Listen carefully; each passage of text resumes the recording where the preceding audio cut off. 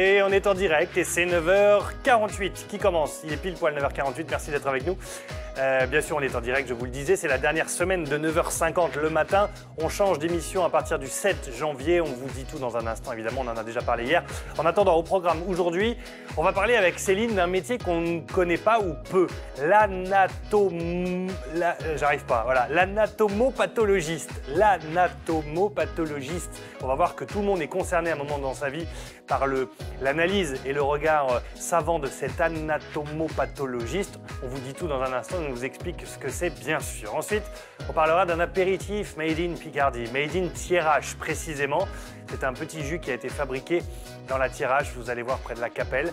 Et ben, on va en parler puisque c'est la rubrique de la ruralité heureuse d'Odile et vous allez voir que son invité a le sourire comme ça jusqu'aux oreilles. On vous la présente tout à l'heure et puis on terminera avec un jeune créateur de mode qui s'appelle Loïc, il habite à Lille et il s'est lancé dans le streetwear et vous allez voir qu'il est heureux lui aussi et que c'est une belle affaire et une belle réussite de famille. Il travaille avec sa sœur et sa maman, c'est un très beau reportage à découvrir à la fin de cette émission.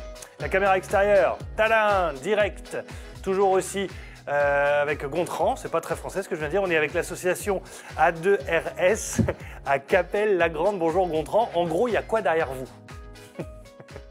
Alors derrière moi, il y a, bonjour Thibaut, bonjour à tous, derrière moi au fond, la cité des cheminots de Capelle-la-Grande et au cœur de cette cheminée, une petite cour et dans cette petite cour, une grande antenne. Regardez en direct Daniel et Fabrice qui sont en train de vous faire découvrir, qui sont en train de monter l'antenne de radiocommunication parce que A2RS, ça veut dire Association Régionale de Radiocommunication Scientifique. Ils font du radio amateur, ils travaillent sur l'électricité, ils travaillent avec des lasers, enfin ils font plein de choses. On va vous faire découvrir tout ça. C'est une belle bande de copains, ils sont une quarantaine et ils vont bien s'amuser, mais attention, c'est de la science, c'est sérieux, un petit peu.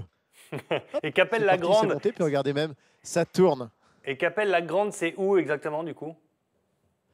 Capelle-la-Grande, c'est à proximité de Dunkerque, tout en haut des Hauts-de-France. Ok, et ben voilà. Merci beaucoup Gontran, à tout de suite, on se retrouve dans un instant. Le temps pour moi de vous parler de la météo de ce mardi après-midi.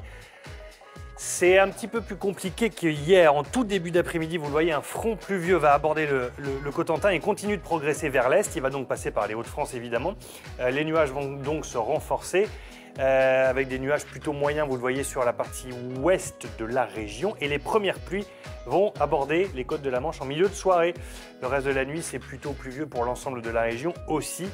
Mais par contre, il y a encore ce vent à 60 et 40 km/h. Il ne nous lâchera pas de toute la semaine, ce vent. Et les températures, en revanche, sont plutôt agréables, jusqu'à 10 degrés à Boulogne. Enfin, agréable, on se comprend, hein. 10 degrés à Boulogne, 9 à Calais, 8 à Dunkerque et 7 sur le reste de la région, entre Arras, Saint-Quentin et Laon, avec un petit 8 à Amiens aussi. Voilà pour la météo. Je vais rejoindre ma danseuse préférée, Anne-Sophie, qui danse pendant le générique. Vous ne la voyez pas dans l'écran de retour, mais elle est comme ça. Elle ne peut pas s'empêcher. Autant moi je passe le balai le matin, autant Anne-So danse. Voilà, puis moi je le fais pour vous faire sourire, hein, tout simplement. Hein. Parce que déjà vous êtes naturellement souriant, mais lorsque je fais l'imbécile dans votre écran de contrôle, vous l'êtes encore plus. Donc voilà. Bon Thibaut, avant de parler de plein d'autres choses, je voudrais faire un petit clin d'œil à Frédéric qui nous a envoyé, je ne sais pas si on va l'avoir hein, comme ça, un petit courrier, je ne sais pas si on voit que c'est écrit, voilà.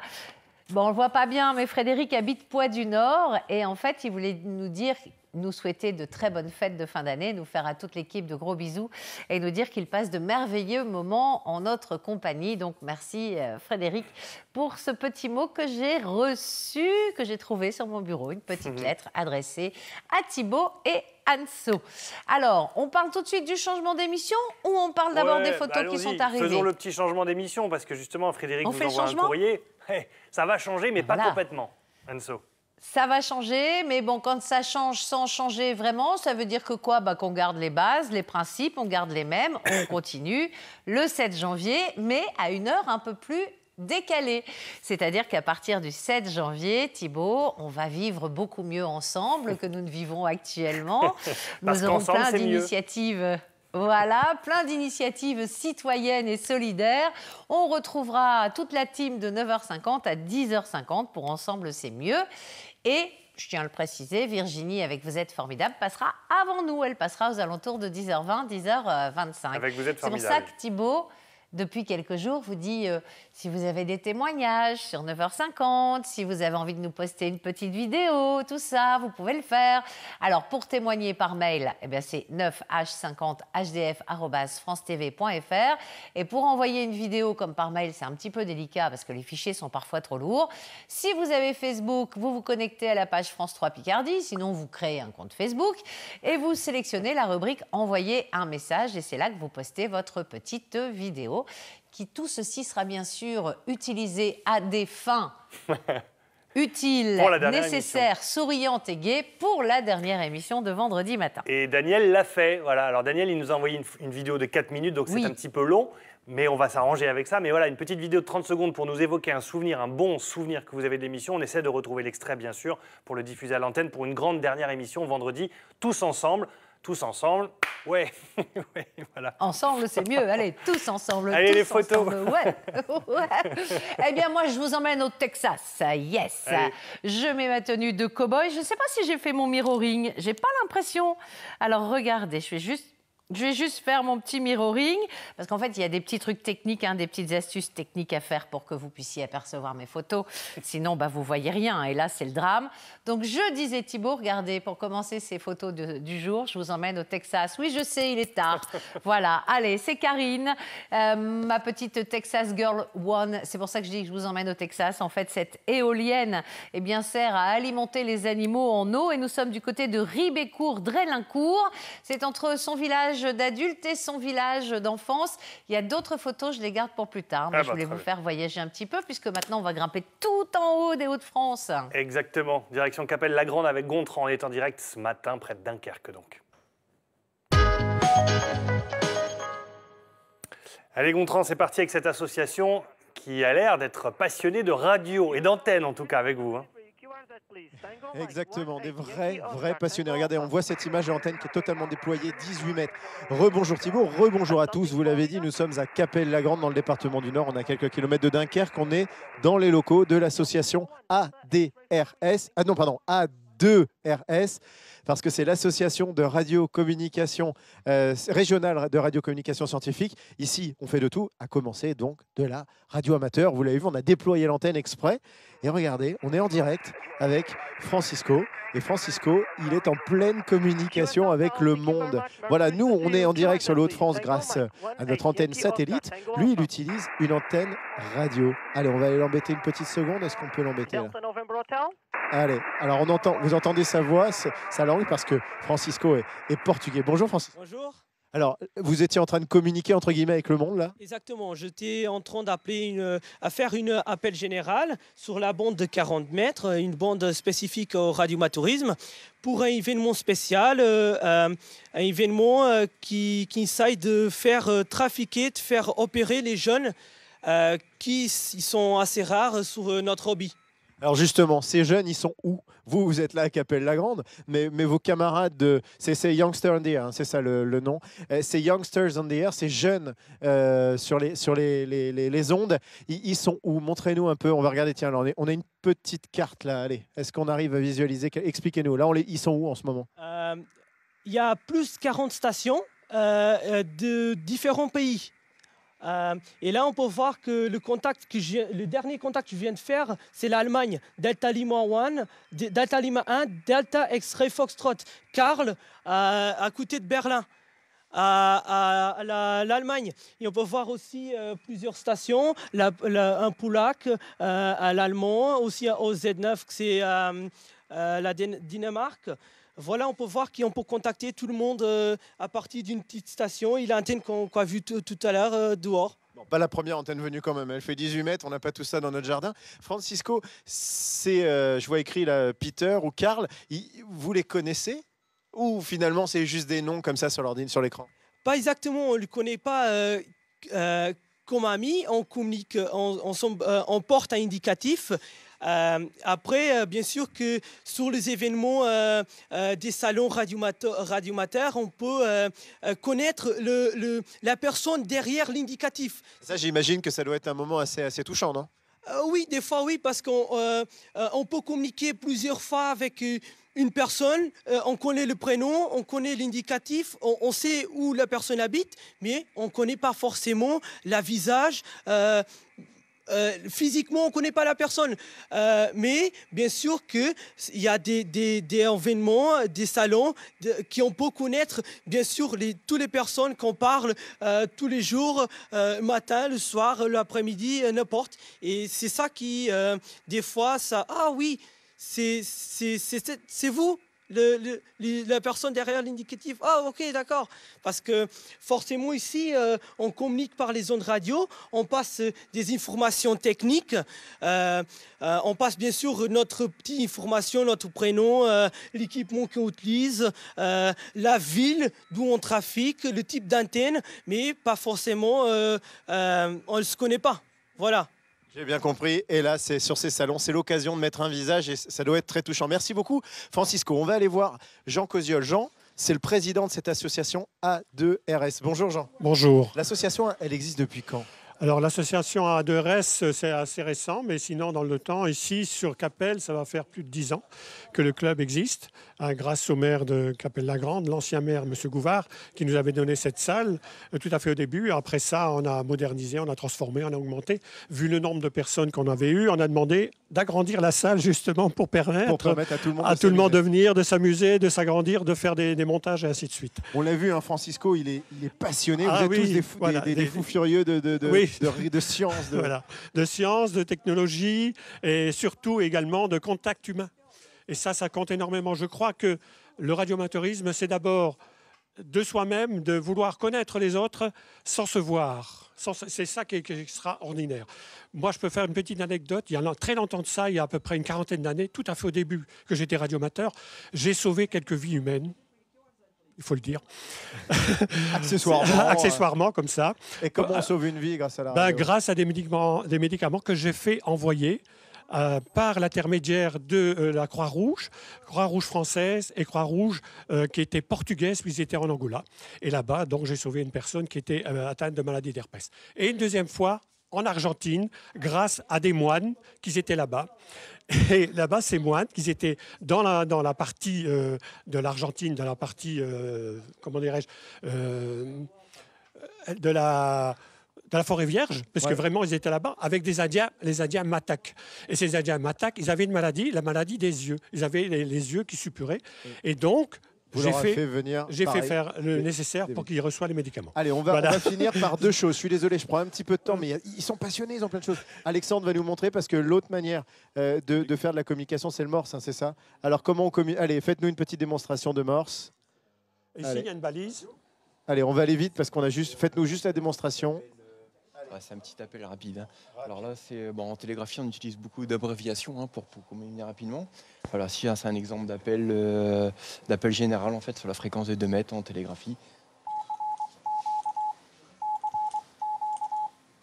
Et voilà, on va finir sur cette petite musique qui marque toujours, qui est touchante. Hein. On pense tout de suite sous-marin, on pense communication, la marine. Voilà, c'est ça le morse. Merci beaucoup Alexandre pour cette démonstration. Thibaut, il y a plein de choses à vous montrer. Regardez, on peut même finir par cette image. C'est ce qu'on va vous faire découvrir dans quelques minutes. L'électricité, cette machine, elle porte le nom d'un scientifique de la fin du 19e très connu, Tesla. Allez, à tout de suite. À Tesla, ouais. Une voiture aussi s'appelle. À tout de suite, Gontran, effectivement. On se retrouve dans un instant avec tous ces passionnés autour de vous. Soyez les bienvenus en direct sur ce plateau. Dans un instant, on vous dit tout sur l'anatomopathologie. Voilà, vous allez voir qu'on est tous concernés à un moment donné dans notre vie par ce métier. La ruralité heureuse avec Odile Beaune qui nous présente aujourd'hui un apéritif made in Thiérache, précisément. Vous allez voir ça tout à l'heure. Et puis on terminera avec un créateur de mode qui se trouve à Lille. Il s'appelle Loïc. Il a fait ses études en rapport avec ça. Il avait un projet à réaliser pendant ses études. Et bien c'est devenu son métier, ce projet. On va vous le présenter à la fin de cette émission. Bonjour Céline.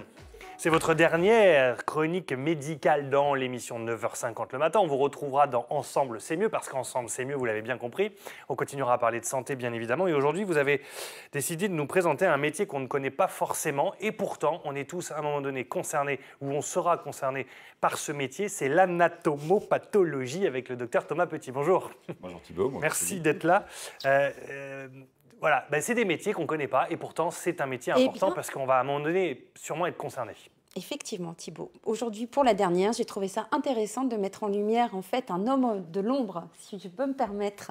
Effectivement, tout le monde est concerné, tout le monde reçoit des courriers, reçoit des résultats. Tout le monde, un jour ou l'autre, se fera retirer un grain de beauté ou aura un geste chirurgical. Et c'est vrai que j'ai trouvé ça intéressant de refaire le point sur cette profession. Donc, première question, c'est quoi exactement ce métier d'anatomopathologiste ? Ah, bien dit. Alors, le médecin pathologiste, qu'on appelle médecin anapathe, exerce une spécialité médicale qu'on appelle l'anatomie pathologique, qu'on appelle l'anapathe. L'anapathe consiste à examiner au microscope des prélèvements tissulaires et cellulaires qui sont réalisés chez les patients dans le but d'en établir le diagnostic. Alors, ça peut être un diagnostic de tumeur, de cancer. Il n'y a aucune autre spécialité qui est capable d'affirmer le diagnostic du cancer, c'est le diagnostic anapathe. Votre appareil, c'est ça? Non, ça c'est un appareil qui sert à préparer, c'est une spécialité qui est médico-technique, c'est-à-dire qu'il y a un temps technique qui consiste finalement à préparer des lames de verre à partir des prélèvements qui nous sont confiés au départ.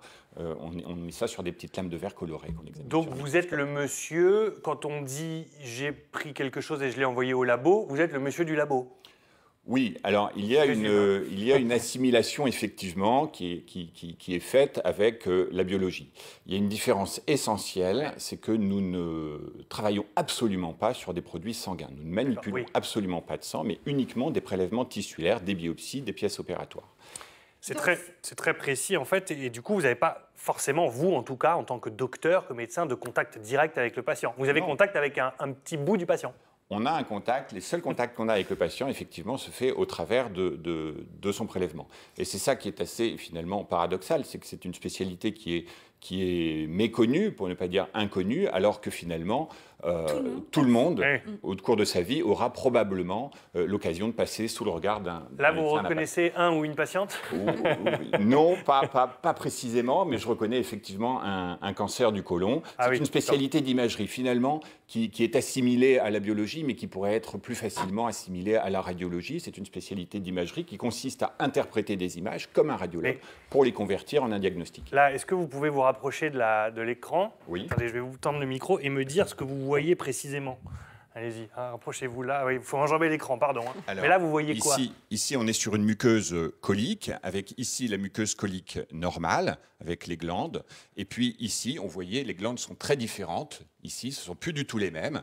Là, on examine la cellule. Et ça, je suis capable de dire que c'est une cellule cancéreuse et donc de faire le diagnostic du cancer. D'accord. C'est ça votre métier. Donc, à travers le microscope et à travers ces appareils-là, dont on va sûrement voir des photos aussi, c'est ça votre œil, en fait. Avec votre... Mon œil, c'est le microscope. D'où l'importance, quand même, de cette profession. Parce que c'est vrai, lorsqu'il y a un acte chirurgical, il n'y a pas que le geste chirurgical, en fait.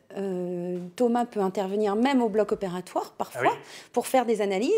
Et en fait, la conduite à tenir, ce qui va se passer après, va être déterminé par l'analyse, en fait. Exactement.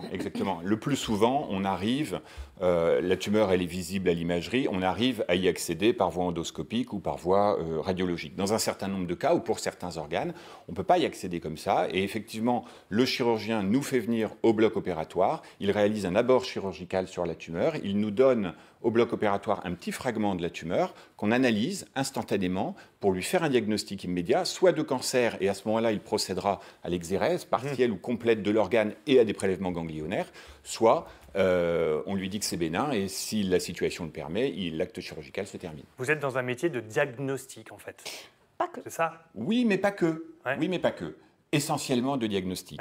Mais on ne se contente pas de dire c'est un cancer du côlon. On réunit aussi tous les éléments du pronostic qui vont avoir une influence pour le choix thérapeutique. Donc on a un rôle diagnostique, on a un rôle pronostic, on a un rôle aussi de plus en plus qu'on appelle théranostique, c'est-à-dire qu'avec l'évolution des thérapies ciblées, je crois que vous avez fait une émission récemment là-dessus, effectivement, l'immunothérapie, c'est donner le bon traitement au bon malade. Comme ce sont les anapathes qui sont dépositaires des tumeurs, c'est à nous de tester la réceptivité d'une tumeur par rapport à un traitement.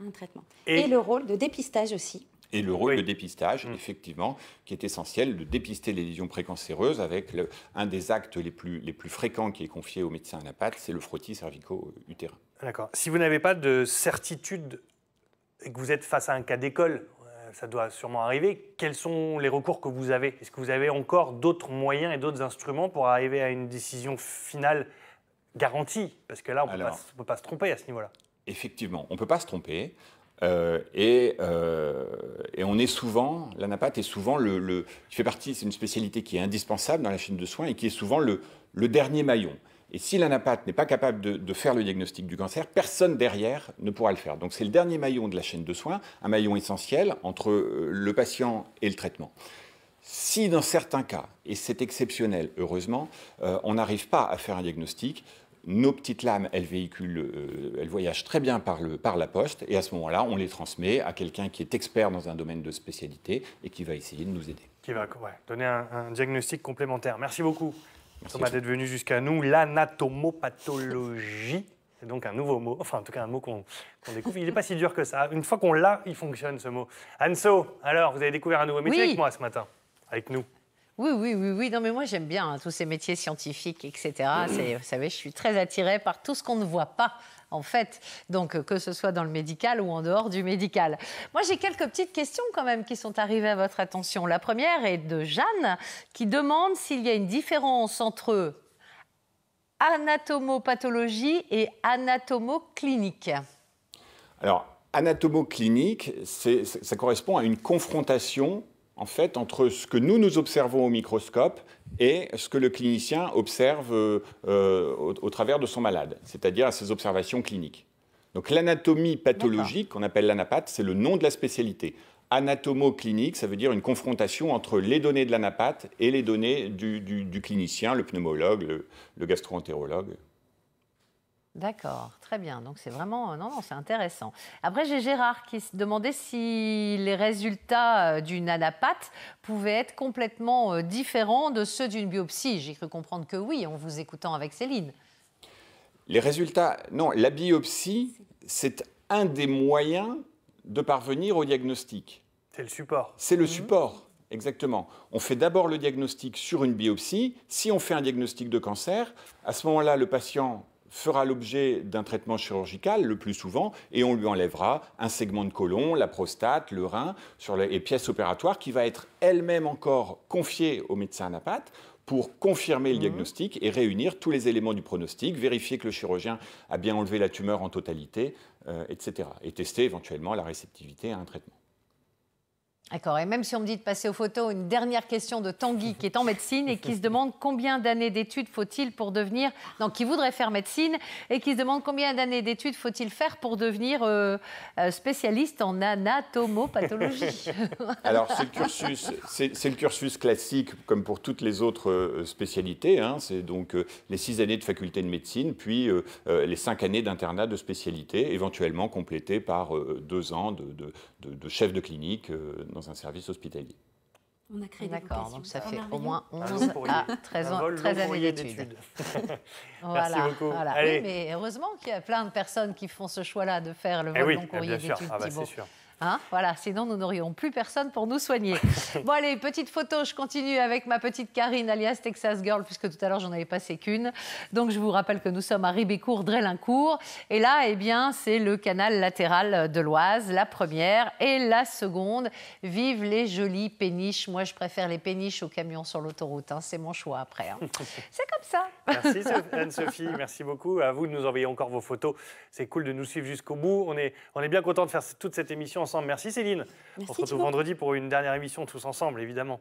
Merci Thomas d'être venu sur ce plateau. Direction l'extérieur, on rejoint Gontran. Il est toujours avec ses passionnés. Et là, on a un éclair bizarre. On va essayer de voir un peu ce que c'est.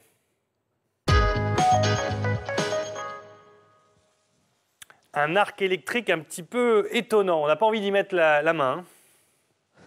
Non, carrément pas. Puis alors, regardez, on va éteindre la lumière pour que ça rende encore mieux. On est toujours avec l'association A2RS. Et regardez, j'ai toujours cru que j'étais une lumière.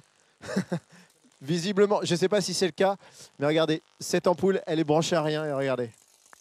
Ouh, ça s'allume.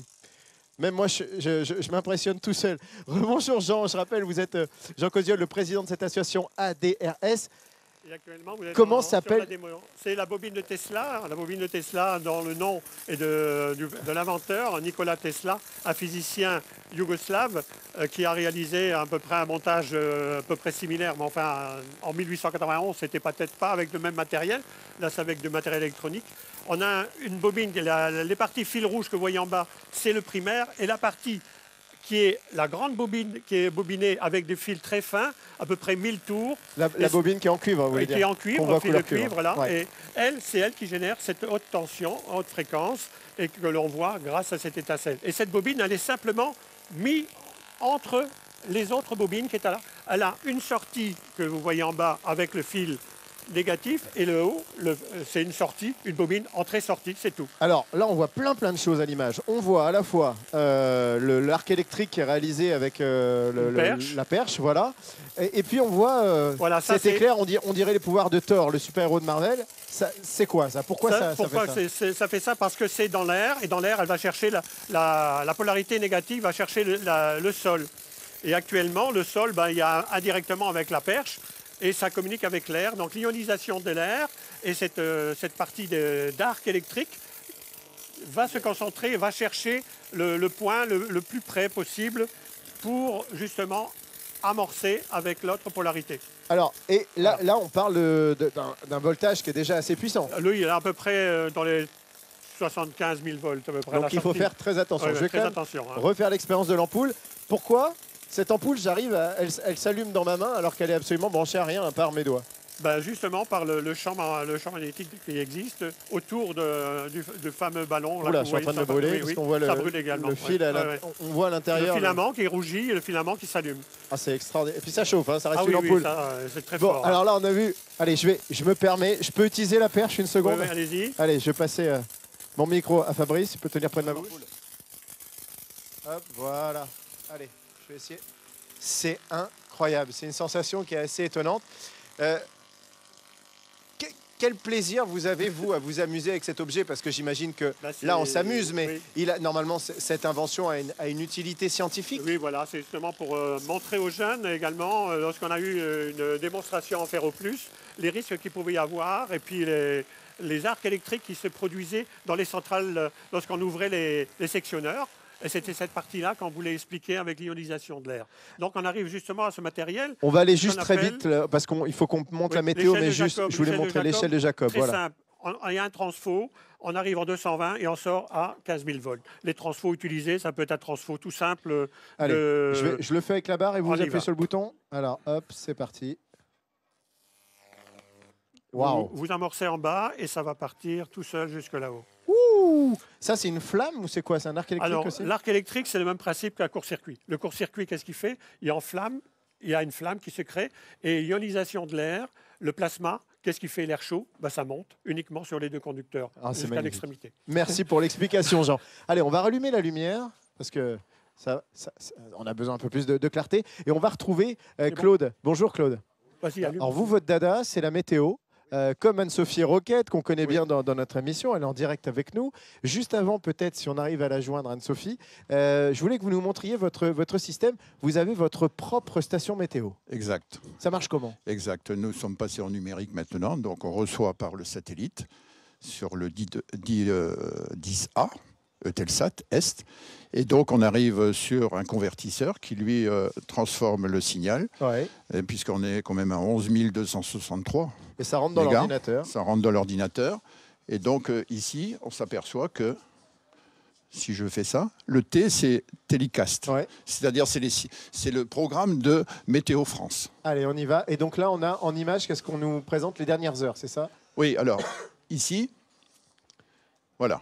Donc ici, vous avez le monde. Voilà. Et ça, c'est rafraîchi tous les quarts d'heure. Tous les quarts d'heure, et donc je choisis une image, je fais une animation, je fais voilà. Juste pour qu'on se rende compte, les téléspectateurs, ça fait longtemps qu'il fait de la météo. Avant l'ordinateur, voilà, il recevait le satellite avec ses vieux boîtiers électroniques. Avec ça comme capteur pour les signaux. Voilà. Et puis alors, je ne sais pas si on a Anne-Sophie en direct, mais Claude, vous avez rencontré Anne-Sophie sur un salon. Exact. Anne-Sophie, alors elle vous entend, Claude, vous pouvez discuter avec... Apparemment, j'étais votre concurrent quand vous êtes venu me voir à Capelle-la-Grande.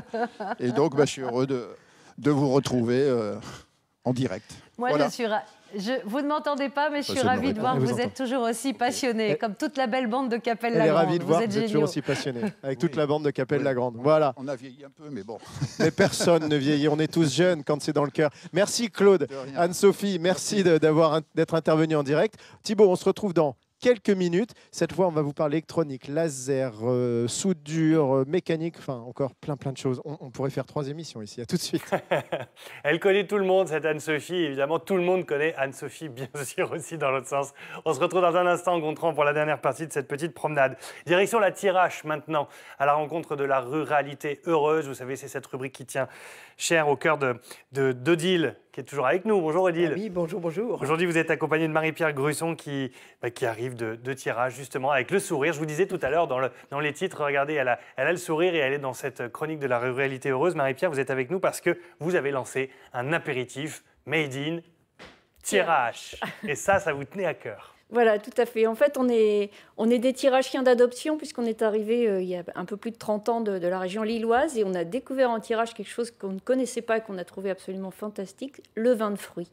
En fait, en Thiérache, il n'y a jamais eu de vigne, forcément, ça ne pousse pas chez nous. Et les gens faisaient, pour eux, pour leur famille, des boissons festives. Donc, c'était ce qu'ils appelaient des vins de fruits, donc vin de rhubarbe, vin de groseille. Et nous, on s'était lancé avec un projet d'élevage de moutons et de production de fruits rouges. Donc très vite, on s'est posé la question de transformer à la ferme. Et donc, il y a 30 ans, on a sorti nos premières cuvées de Folie Douce. Donc Folie Douce, c'est le nom de notre apéritif. C'est donc du vin de fruits. Et voilà, on va situer la Thiérache, Odile, pour ceux qui ne connaissent pas forcément, dans un triangle. Et puis il y a aussi un triangle, comment on peut le définir? La région, la zone, c'est pas un département évidemment, c'est une région. C'est une petite région naturelle, on appelle ça. C'est en gros autour de la Capelle, Guise, Hirson, Vervins, toute la partie... Oui, Avesnes-sur-Helpe. Est, frontalière de la Belgique, voilà. De la Picardie, on est d'accord. Donc voilà, ça fait partie des choses que vous aimez, Odile, c'est-à-dire qu'à partir d'un endroit et d'un secteur, on essaie d'en tirer le meilleur du terroir pour mettre à l'honneur un produit 100% du coup picard. Oui, et les fêtes approchent, donc c'est vrai, offrir une bouteille ou un apéritif local, c'est quand même beau dans un repas. C'est vrai que ça a du sens, c'est surtout ça, c'est surtout l'éthique. Alors c'est vrai que la Thiérache, moi quand j'ai été chez Marie-Pierre une fois, c'est vrai que il faut y aller, c'est vrai, mais après on découvre vraiment un milieu. Et puis surtout, eux qui ont vraiment cet amour de la région. Alors, leurs bouteilles, elles ont... On va voir quelques photos. Oui, allez-y, en régie, vous pouvez envoyer les images parce que ça permet d'illustrer un peu le propos. Tout à fait. Parce que c'est vrai que un producteur, c'est bien, mais alors un transformateur, je dirais, c'est encore mieux parce que c'est vrai qu'on a là le goût qui va continuer. Les fruits rouges, c'est l'été. Et là, aujourd'hui, on l'a vu beaucoup sur les marchés. Sur les marchés avec les bouteilles pour donner en cadeau. Mais vous voyez, la transformation, il y a les caves, parce qu'elle fait des visites aussi. Et là, c'est ça, elle fait des visites de groupe. On fait essentiellement entre mai et octobre, parce que là, forcément, en ce moment, c'est moins agréable. Les visites donc, à la ferme où les gens peuvent découvrir le verger, la cave. Alors la cave, en fait, c'est une ancienne cave à maroilles, puisqu'on est dans la région de fabrication du maroilles. Et cette cave à maroilles, on l'a transformée en cave à vin. C'est donc une jolie cave voûtée en briques. Et donc, on explique en même temps aux gens le procédé de fabrication. On sent que c'est bien plus qu'un apéritif. Quand on voit les photos là à l'écran, on sent qu'il y a toute une vie autour de ça. C'est-à-dire que vous aimez désormais votre secteur d'adoption. Vous trouvez qu'on n'en parle pas assez, que le mot Thiérache ne revient pas assez. Et on sent que vous avez envie de le faire vivre. Ce secteur. En fait, la Thiérache, c'est vrai que c'est une région très particulière qui est un peu préservée, on va dire, qui est encore assez traditionnelle et qui a un tas de produits de grande qualité. Bon, le maroilles, bien sûr, c'est le plus connu, mais il y a le cidre, il y a le jus de pomme, il y a le pommel, il y a la bière également. Et donc, la Folie Douce, qui est, on va dire, notre version personnelle de cette tradition locale qui se faisait des vins de rhubarbe. Et puis, encore une fois, sur cette photo, on le voit, vente directe, produits fermiers, c'est... Vous êtes encore une fois l'interface directement entre vous qui fabriquez et nous, les consommateurs, qui potentiellement pourront venir vous voir. C'est ça aussi qui est intéressant. Voilà, on aime bien expliquer aux gens comment c'est fait, la particularité de notre produit, parce que c'est vrai que souvent, quand on parle de vin de fruits, les gens voient une espèce de vin blanc aromatisé aux fruits. Non, pas du tout. C'est vraiment fait comme un vin rouge, c'est-à-dire que la base, c'est que du fruit. On met du fruit en cuve avec un peu de sucre, un peu d'eau, et après la fermentation fait le reste. On le voit là d'ailleurs. C'est un petit peu plus sucré que du vin classique. Voilà, c'est fait comme un vin rouge, mais c'est un petit peu différent bien sûr, parce qu'à la base c'est le fruit et non pas le raisin, et c'est un peu plus sucré, c'est vraiment destiné à être pris en apéritif ou au dessert. Est-ce qu'on peut le considérer et rappeler que c'est à consommer avec modération ou pas? Bah oui, quand même. Hein, D'accord, comme ça c'est fait. On ne peut pas faire autrement.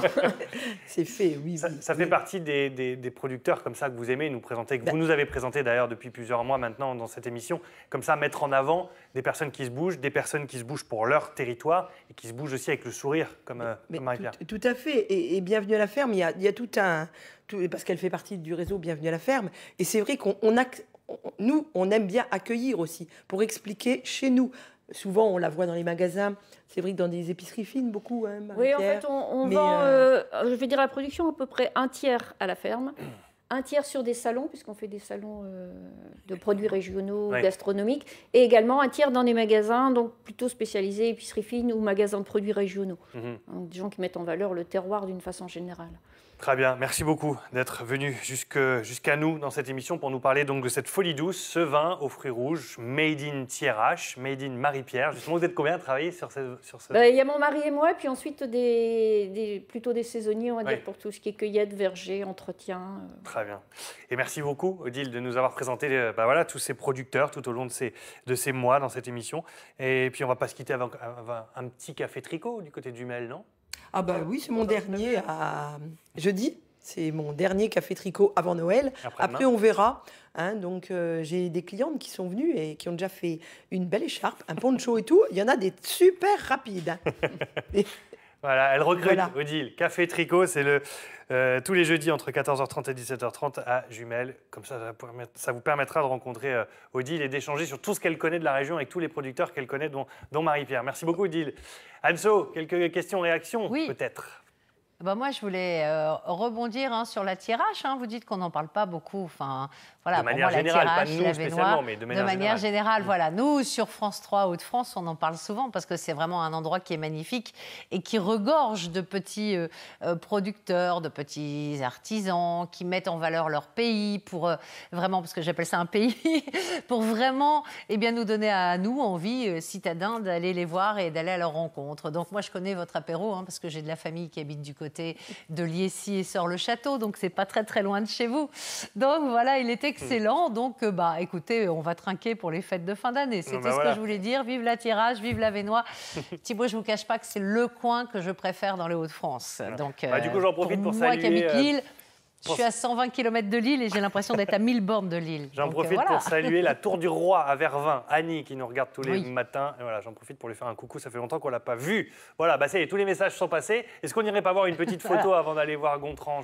Oui, bien sûr, et pas qu'un peu, mon Thibaut. On va aller voir une petite photo qui est signée d'un habitant de Tergnier. C'est notre ami Régis. Regardez ses combats pour une graine, parce que non seulement la région est belle, mais en plus, nos téléspectateurs savent la mettre en valeur, savent la mettre en avant. Donc voici ce combat pour une graine. Bravo d'avoir capté cet instant. Et puis regardez, ça c'est Ludovic. Et évidemment, fidèle. Ludo, il nous a envoyé des petits liens avec des vidéos, des passages dans l'émission, parce que Ludo fait partie des personnes qui disent « Oh, 9h50, c'est fini ». Oui, mais non, pas tout à fait. Ça continue, on garde le même esprit. Vous verrez, avec Ensemble, c'est mieux, à 10h50. On fait encore plein d'autres choses à partir du 7 janvier. Vous retrouverez les bases, les fondations de la maison, ne vous inquiétez pas. J'en ai d'autres, mais je les garde pour après, Thibaut, parce que je pense que Gontran a besoin de temps avec ses passionnés. On va aller le voir, Gontran, tout de suite. Il est en direct, direction Capelle-la-Grande, tout simplement, à côté de Dunkerque. Ça bricole, ça bricole. Donc là, normalement, il y a une brûlure au 8e degré dans 20 secondes. Quelle mauvaise langue! Quelle mauvaise langue! Mais pas du tout. Je suis presque bientôt un membre à part entière de l'association. Regardez, j'ai fait ma petite soudure. Hop, sur mon petit montage électronique, comme dit Jean. J'allume la petite voiture. Alors, je vérifie que les têtes, elles soient bien parallèles. Et hop, ma voiture, elle part de le mauvais côté. Alors, Jean, qu'est-ce que je viens de réaliser? C'est quoi ces petits véhicules? Alors, le petit véhicule, il est uniquement avec des commandes vraiment, j'y arrive pas. de cellules. Ma voiture, elle fait le tour. Pourtant, j'étais pas loin. Oui, ici, j'étais pas loin. Rapprocher un peu les deux cellules. Alors comment ça marche cette petite... Ah, ça y est, ça marche. Le circuit que vous avez vu en bande noire, et on a deux petites LED les deux petites LED sont de chaque côté. On le voit là sur celle de Voilà. face. Et là, les deux cellules voient. La mienne a fait le tour. Il y a un petit problème sur celui-là, c'est pas grave. Et là, on voit bien que les deux petites lampes de LED de chaque côté, les deux petites cellules de chaque côté, elles font la différence elles entre font le blanc et le noir. et le blanc et noir, et puis le guide avec la commande pour les moteurs. Et c'est pour ça qu'il fait un peu le pas à pas. Avec alternative, le moteur de gauche, moteur de droite, et ainsi de suite pour l'avancement. Ah, bon. Il a réussi. Merci. Non, il repart. On va être honnête, Jean. Vous êtes des grands enfants. Oui, à 2RS. Il faut. Bon, on démarre déjà avec des petits objets comme ça, puis après, on va continuer. On va redémarrer sur d'autres choses, des robots, et ainsi de suite.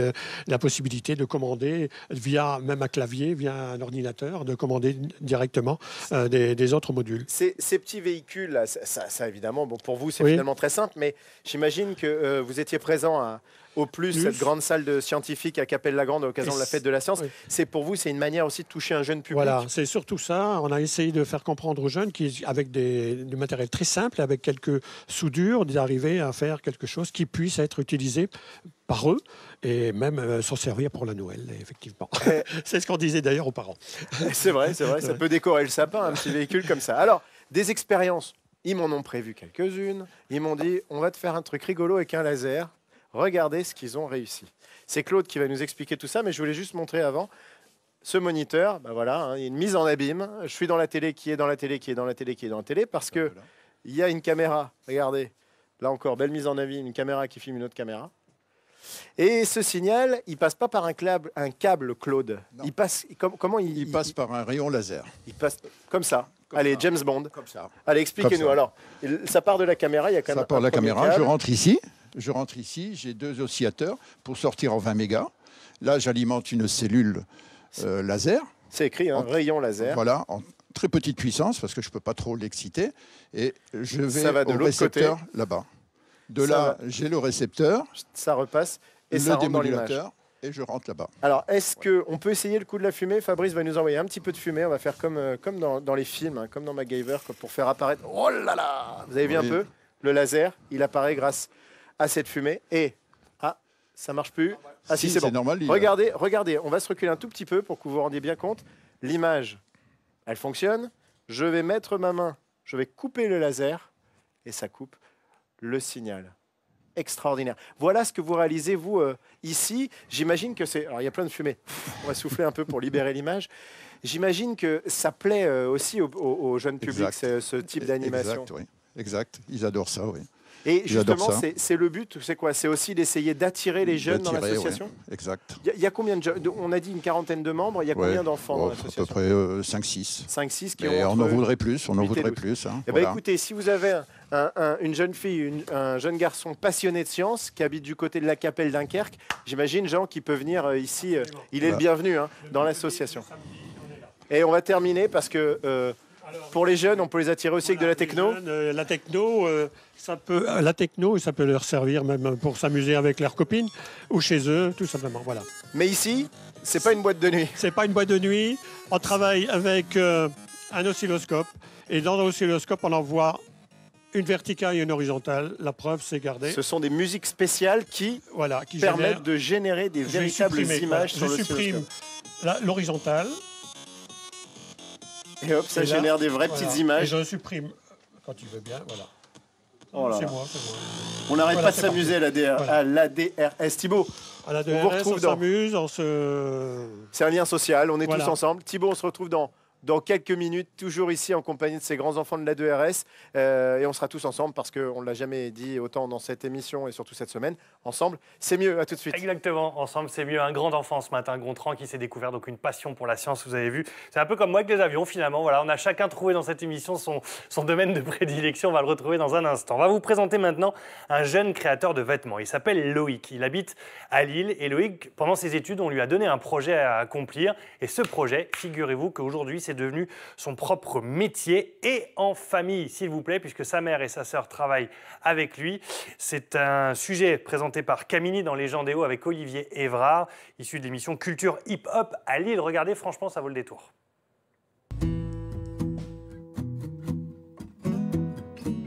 J'ai débuté la marque il y a 4 ans.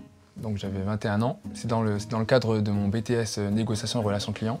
Et donc ma mission de BTS était de développer une ligne pour hommes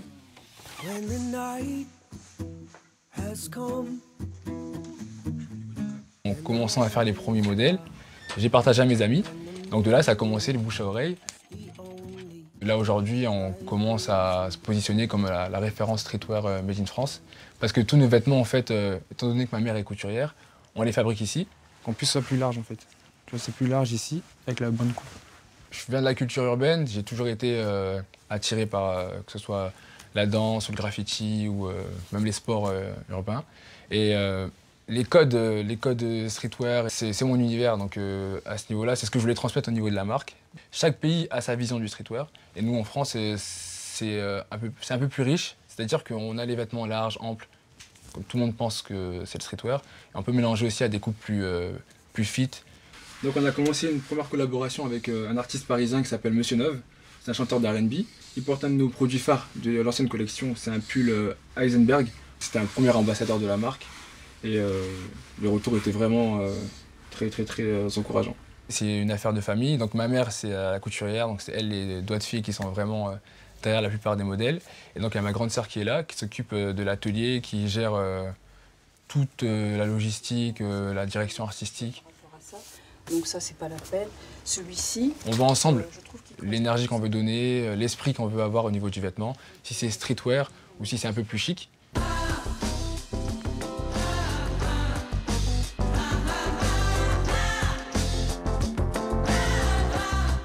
Toi, t'aimes pas monter ton derrière, toi? Donc ma mère a plusieurs surnoms, mais son surnom premier, c'est la chirurgienne. On va avoir une idée, on va lui dire on fait un pantalon droit. Une direction. Voilà, elle va faire le pantalon droit, mais elle va en faire plusieurs. Elle va en faire un droit, un rouge, un vert, un marron. Donc la grande qualité de ma sœur, c'est qu'elle est toujours positive. Et la grande qualité de ma mère, c'est comme je dis toujours, c'est qu'elle est complètement folle. Et voilà, une très belle affaire de famille avec Loïc, ce jeune créateur de vêtements, donc trouvé à Lille par l'émission Légendéo. C'est tous les dimanches midi, présenté par Camini, bien sûr. Anne-Sophie, vous le connaissiez, le Loïc? Oui. Oui. Non, je ne connaissais pas, mais c'est un sacré personnage. Voilà. Ah oui. Maintenant, c'est fait. Bon, j'ai une petite photo pour vous. Vous avez dit que vous, votre passion, c'était les avions. Eh bien, regardez, voilà, c'est Daniel Le de Blérancourt qui nous envoie ce petit cliché à votre attention, mon Thibaut, et qui, évidemment, eh bien, aime aussi beaucoup notre émission et la manière dont les habitants des Hauts-de-France eh bien, sont mis en avant grâce à 9h50 le matin. Et puis, je ne pouvais pas terminer cette émission sans passer les clichés de ma petite Cécile qui nous a envoyé un joli mouton qui broute dans le pré du côté de la baie de Somme, ainsi qu'un goéland argenté. Attention, c'est un goéland précieux. C'est normal, nous sommes au moment de Noël, chacun a mis une guirlande. Et bien le goéland, c'est pareil d'argent pour les fêtes de fin d'année. Bon, parlons peu mais parlons bien. Soyons sérieux, Anso. Demain, 9h50, revient. Et là, aïe. Non, c'est pas possible. Mais là non plus, c'est pas possible demain. Non, c'est pas possible demain. Demain, Marie, notre diététicienne, va nous parler de quoi? Du chocolat. Ah. Non, mais je le crois pas. Est-ce que c'est bon pour le moral? Oui. Ah, bah regardez-moi, j'en mange tous les jours. Voilà, et moi, je vous raconterai, Thibaut, l'histoire de la bûche de Noël. D'où vient-elle? En psycho, nous verrons le mythe du Père Noël. Comment ça, le mythe? Et enfin... Bah écoutez, c'est voilà, hein, c'est notre petite... ça y est, j'ai un trou de mémoire, son prénom, rappelez-moi. Non, pas Émilie, non. Je sais pas. Ah, un trou de mémoire. Bref, voilà, notre psycho qui a décidé de parler du mythe du Père Noël. Marilène. Et puis on partira. Voilà, non, pas Marilène. Eugénie. Pas Marilène. Voilà, Eugénie, enfin. Et puis nous irons à la découverte d'un confiseur à Berck. Bref, moi je prends l'entrée et le dessert. Voilà. Je vous laisse le plat. Allez, à demain, Anso. Merci beaucoup pour cette belle émission. On va aller dire au revoir à Gontran qui nous a fait, il nous a fait aimer la science, Gontran, durant cette émission.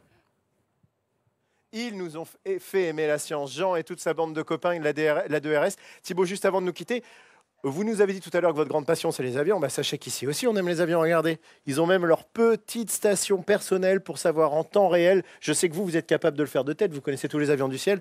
Eux, ils ont besoin de ça quand même. Ils sont un petit peu moins forts que vous, mais avouez que c'est plus technologique. C'est quand même super sympa. Voilà, on voulait montrer cette petite image en clin d'œil.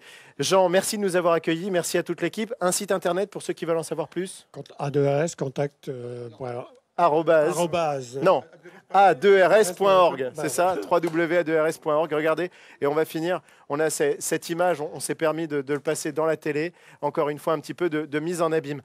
Thibaut, demain, eh bien, on ira du côté de l'Aisne, on ira à Seraing-Genel. On va vous faire rencontrer une artiste d'origine taïwanaise. Elle est calligraphe, elle est céramiste, elle est peintre. C'est vraiment passionnant ce qu'on va vous faire découvrir demain à partir de 9h50. Bonne journée à tous. Merci beaucoup Gontran, merci pour cette bien belle émission. On se quitte avec la météo. Juste pour vous dire que globalement, ce matin, ça reste encore lumineux, mais tout au long de l'après-midi, vous voyez, il y a un petit front nuageux qui va arriver par l'ouest et envahir la région des Hauts-de-France avec du vent entre 40 et 60 km/h. Les températures sont très agréables. En revanche, encore une fois très agréables, on se comprend, 10 degrés à Boulogne et entre 7 et 9 degrés sur le reste de la région.